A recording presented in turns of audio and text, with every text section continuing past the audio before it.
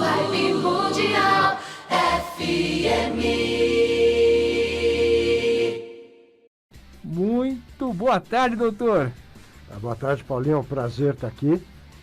Nunca dei uma entrevista mascarada, Fernando nem Marcelo. Marcelo, fica tranquilo que eu acho que hoje eu vou te deixar voltar para casa na boa. E nunca dei uma entrevista aqui, mas é um prazer estar aqui com vocês. Todo mundo muito gente fina aqui. Ah, que legal. Seja muito bem-vindo. E eu já vou fazer a primeira pergunta, que é uma pergunta clássica. Você já deve ter respondido milhares de vezes, mas como é uma audiência rotativa, sempre tem gente nova entrando para escutar esse assunto. Qual é a diferença entre psiquiatria e psicologia? São várias diferenças, mas a principal, Paulinho, é o fato de que o psiquiatra é um médico. Antes de você fazer a residência de psiquiatria, você tem que fazer a faculdade de medicina. A turma que faz psicologia faz a faculdade de psicologia. Existem algumas áreas de contato, né? Quer dizer, você pode fazer terapia, o psicólogo pode fazer terapia, você pode fazer estudos, enfim, de personalidade, esse tipo de coisa, mas em termos de prescrição de medicação, de indicação de tratamento e mesmo em termos de responsabilidade civil sobre o tratamento, o psiquiatra que fica com essas três coisas mais especificamente. Ah, legal, bem esclarecido. Fernando Pereira. Bacana a explicação, hein, doutor? Começou bem, hein? Hoje o programa promete, hein?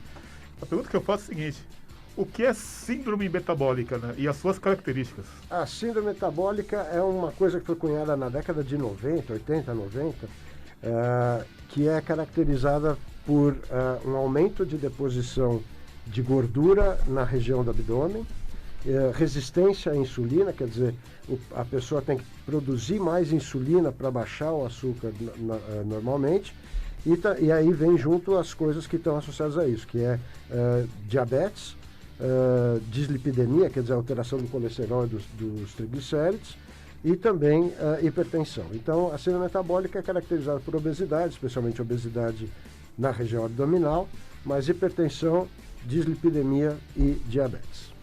Marcelo?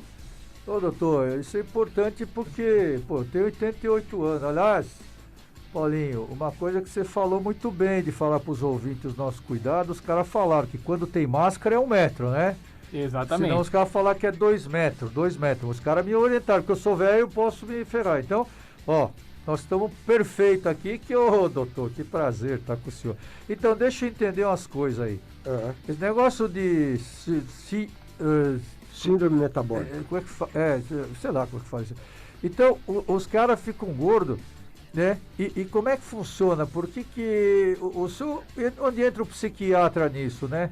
O psiquiatra, porque todo mundo se preocupa com engordar e emagrecer, não é? É verdade. Mas então, como é que é o negócio? Então, na verdade, nem precisa ter muito excesso de peso. Basta que você tenha muita gordura abdominal e essas alterações metabólicas. Mas tinha um cara na Suécia, se eu não me engano, que fez um estudo, que ainda corre, é um estudo super longo que chama Swedish Obese Subjects, que é sujeitos obesos da Suécia, que chamava Jostrom, que ele achava na década de 90 que valia a pena dar alguns antidepressivos para qualquer pessoa que tivesse síndrome metabólica. Era um exagero, mas é uma coisa que tem algum sentido na seguinte medida.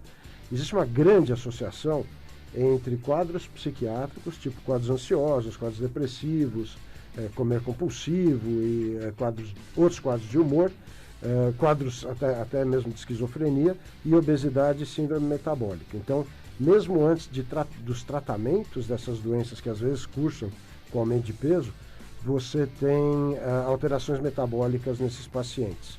Então, tem uma associação, tem algumas vias de funcionamento da doença que são comuns, tanto em obesidade e síndrome metabólica, quanto em quadros psiquiátricos específicos. Não em todos os quadros psiquiátricos, mas uma boa parte deles. Ah, tá. Doutor, falando em estatística, a obesidade, ela leva mais um paciente a enfrentar problemas psiquiátricos ou o contrário? Então, esse é uma excelente pergunta, porque na verdade ele não pensa mais no sentido de causa e efeito. Então, Por muito tempo se achava que a obesidade era consequência de um funcionamento psicológico ruim. Depois, na década de 90, no começo dos anos 2000, as pessoas começaram a achar que não, que era o contrário, que a obesidade era um fator de grande estresse que fazia com que as pessoas sofressem muito e aí desenvolvessem quadros psiquiátricos. Hoje a gente pensa aquilo que eu estava falando agora há pouco. Existem vias comuns, não tem uma relação causa e efeito. Tá. Então você não vai ficar obeso porque você tem um transtorno psiquiátrico e nem você vai ficar psiquiátrico porque você tem um quadro de obesidade. As duas coisas podem caminhar juntas sem que uma cause a outra. Ainda nesse contexto, né, de 2000, entre o final dos anos 90, né, e 2000, muito se discutia a questão estética, né? Por exemplo, a pessoa é obesa porque ela come bastante e tal, ela está com alguma ansiedade, enfim. A pergunta que eu faço, a obesidade é uma doença? A obesidade, sem dúvida alguma, é uma doença, não é culpa da pessoa que tem obesidade.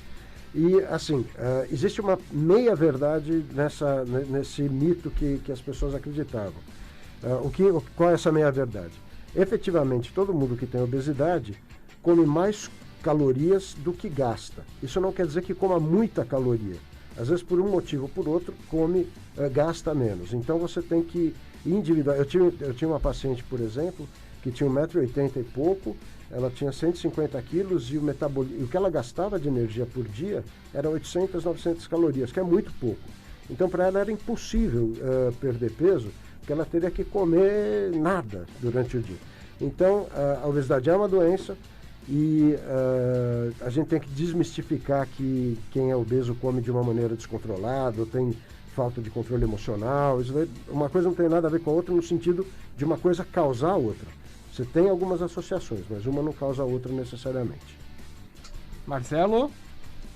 Ô, doutor, o senhor está me fazendo raciocinar aí, viu? Desculpa. Bom, o ano que vem teremos uma nova tentativa. Não, porque o senhor está testando, eu me lembro, eu tenho os 2 filhos, certo? Eu tinha lá, um moleque era magro.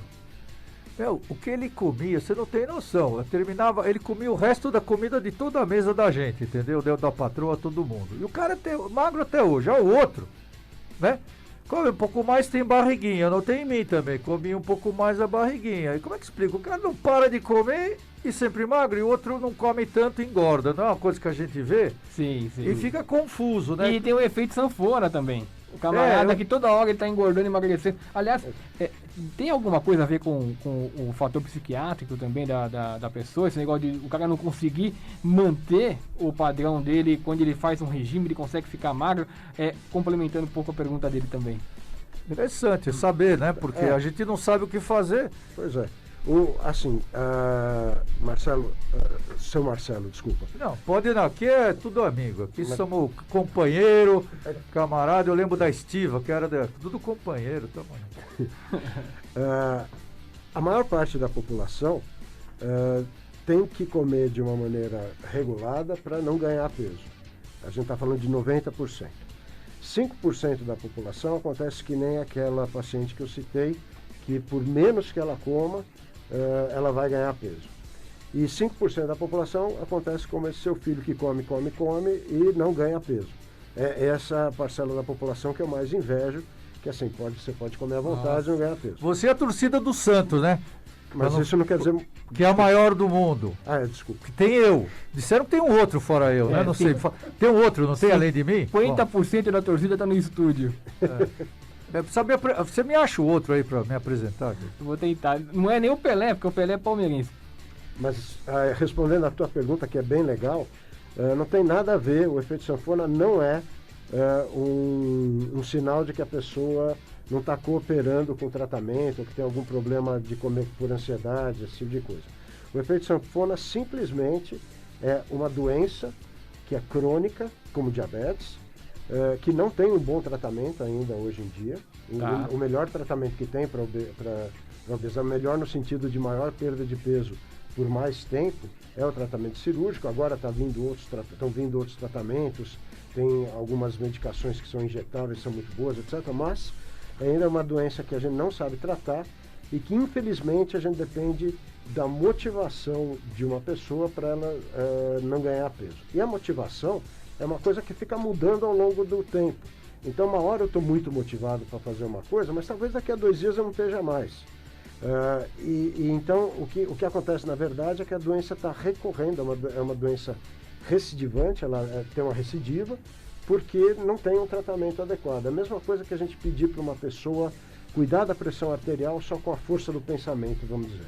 É muito pouco provável que a gente vá ter bons resultados na maior parte dos pacientes. Então a gente não tem um tratamento. Aquela escola, não, você tem que mudar sua cabeça, você tem que pensar que nem um magro. É bobagem, não existe isso, não existe nenhuma comprovação de que isso seja razoável. Na verdade é que eu tenho tratamentos que não são tão fortes quanto é a doença. Tá. A doença é realmente muito forte. Vibe Mundial 95,7.